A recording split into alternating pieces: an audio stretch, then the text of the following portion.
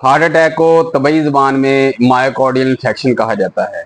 इंसान का जो हार्ट है वो एक पावरफुल ऑर्गन है जो पूरे जिस्म में खून सप्लाई करता है। लेकिन हार्ट जो है वो भी बज़ाते खुद खून की फराहमी का मोहताज होता है, यानी कि कॉरोनरी आर्टरीज के ज़रिए इसकी दिल की शरीयानों को खून की सप्लाई होती है।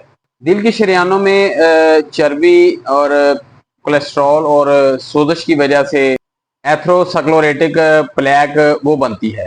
फिर जब वो अचानक फटती है तो उसमें खून का जो लोथड़ा है जिसे थ्रोम्बस कहते हैं वो बन जाता है, जो खून की सप्लाई को यानी कि रवानी को वो मुकम्मल तौर पर या जुज़वी तौर पर वो उसे बंद कर देता है, यानी कि स्टॉप कर देता है। इसके नतीजे में दिल के जो उज़लात हैं उनको ऑक्सीजन मिलना बंद हो जाती है और यही जो प्रोसेस है 20 से 30 मिनट अगर जारी रहे तो दिल के जो खुलियात होते हैं वो मरना शुरू हो जाते हैं, यानी कि डेड होना शुरू हो जाते हैं।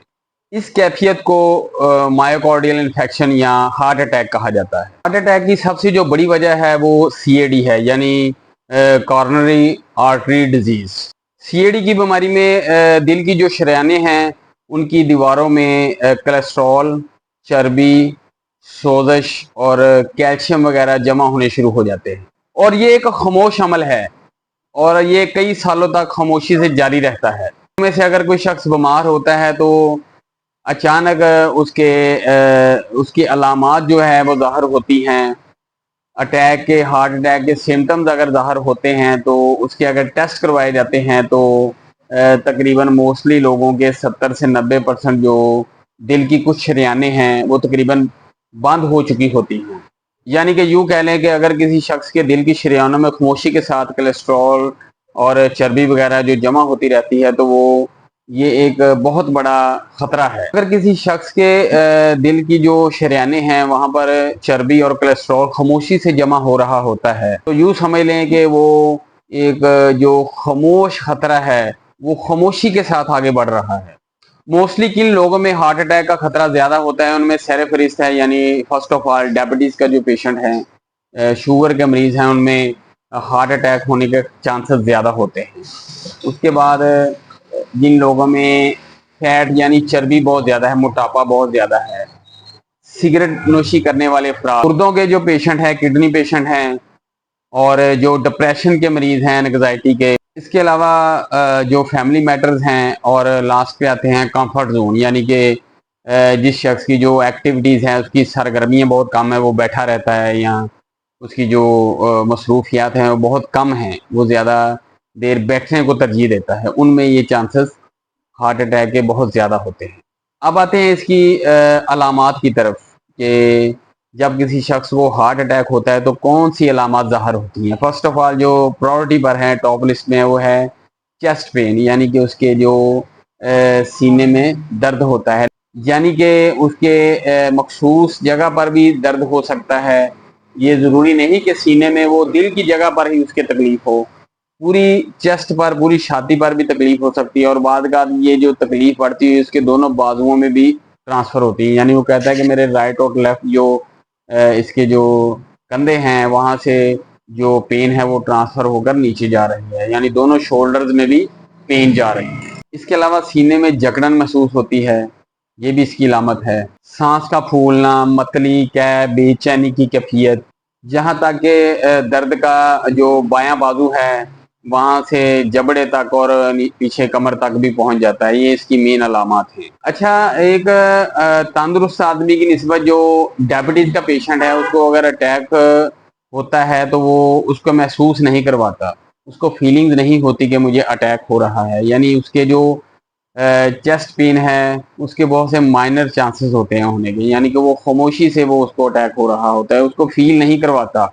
एक आम जो सेहतमंद शख्स है उसको अटैक जो है मोस्टली बहुत ज़्यादा फील करवाता है, वो ववेला मचाएगा, शोर मचाएगा पेशेंट की, जी मुझे पेन हो रही है, मेरे चेस्ट में बहुत ज़्यादा पेन हो रही है, मेरे दोनों शोल्डर्स में जा रही है या पीछे बैक पे जा रही है, या वो कहेगा मुझे अचानक से ठंडे पसीने बहुत ज़्यादा आ रहे हैं। ये अलामत जो उसकी डिफरेंस है डायबिटीज़ वाले पेशेंट की और एक आम पेशेंट की, दोनों की अलामतों में डिफरेंस है, तजाद पाया जाता है। अच्छा, हार्ट अटैक के दौरान जिस्म में क्या तब्दीलियां वाक़या होती हैं, यानी कि मैं फर्स्ट ऑफ ऑल आपको बता चुका हूँ, जो थ्रोम्बस है यानी कि जो लोथड़ा बनता है, फर्स्ट ऑफ ऑल लोथड़े की वजह जो क्लॉट बनता है उसकी वजह से उसकी जो शरेयान होती है वो बंद हो जाती है। इसके अलावा ऑक्सीजन कम होना शुरू हो जाती है और जो खुलियात हैं वो मरना शुरू हो जाते हैं। इसके अलावा ऑक्सीजन जो है वो आस्ता आस्ता बिल्कुल उसका लेवल कम होना शुरू हो जाता है, हत्ता कि वो बंद होना शुरू हो जाता है। दिल के जो खुलियात होते हैं वो मरना शुरू हो जाते हैं, यहाँ तक कि जो दिल की पंपिंग है, जो वाइब्रेशन है, वो बहुत कम हो जाती है, जिसे कहते हैं कि जानलेवा और बेतरतीब जो धड़कन है, वेंट्रिकुलर फाइब्रिलेशन या वेंट्रिकुलर ट्रैकिकार्डिया, ये अचानक से पैदा हो सकती है। इसके अलावा कार्डियक अरेस्ट यानी दिल का अचानक बंद हो जाना, यानी कि यूं कह ले कि हार्ट अटैक में हर गुजरता हुआ लम्हा, यानी कि हर सेकंड जो है, हर गुजरता हुआ लम्हा है, वो दिल के जो खुलियात हैं वो तेज रफ्तारी से मरना शुरू हो जाते हैं। आते हैं उसकी डायग्नोज की तरफ, यानी उसकी तशखीस कैसे की जाती है। उसका जो फर्स्ट स्टेप है वो ईसीजी है। एंजियोग्राफी और एंजियोप्लास्टी भी इसमें शामिल है। अगर किसी शख्स में ये अलामत ज़ाहिर होती हैं तो उनसे बचाव कैसे मुमकिन है, यानी इसकी जो एहतियाती तदाबीर हैं। फर्स्ट ऑफ ऑल आपने सबसे पहले अगर सिगरेट नोशी करते हैं तो आप उसको फौरन इमीडिएटली उसको तर्क कर दें। रोजाना सुबह शाम वर्जिश करें, एक्सरसाइज करें, अपने ब्लड प्रेशर को कंट्रोल में रखें, शुगर को कंट्रोल में रखें, कोलेस्ट्रॉल को हर 2-3 माह बाद आप चेक करवाते रहें। इसके अलावा मतवाजन गज़ा का इस्तेमाल करें, सब्जियां, दालें, मछली वगैरह इनका इस्तेमाल करें और कोशिश करें गर्म मिर्च मसाले वाली, चिकनाहट वाली जो अशिया हैं आप बिल्कुल उनको ख़त्म कर दें, उनको स्टॉप कर दें। आप कोशिश करें मुनासिब नींद लें और ज़हनी दबाव ख़त्म करें, योगा करें, कम से कम सुबह को भी मैक्सिमम 1 घंटा और शाम को भी 1 घंटा आप योगा करें और इसके अलावा डाइट प्लान पर सख्ती से अमल करें।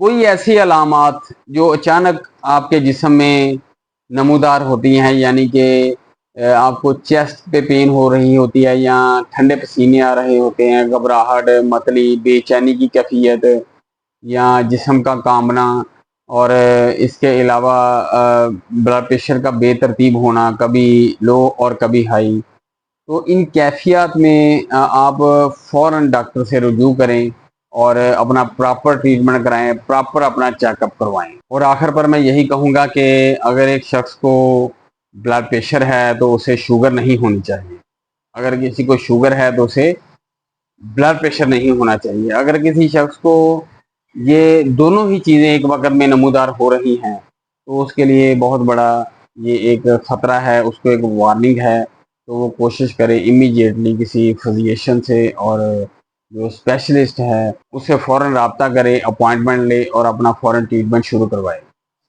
अपना ख्याल रखिएगा, इजाज़त दीजिएगा, अल्लाह हाफिज़।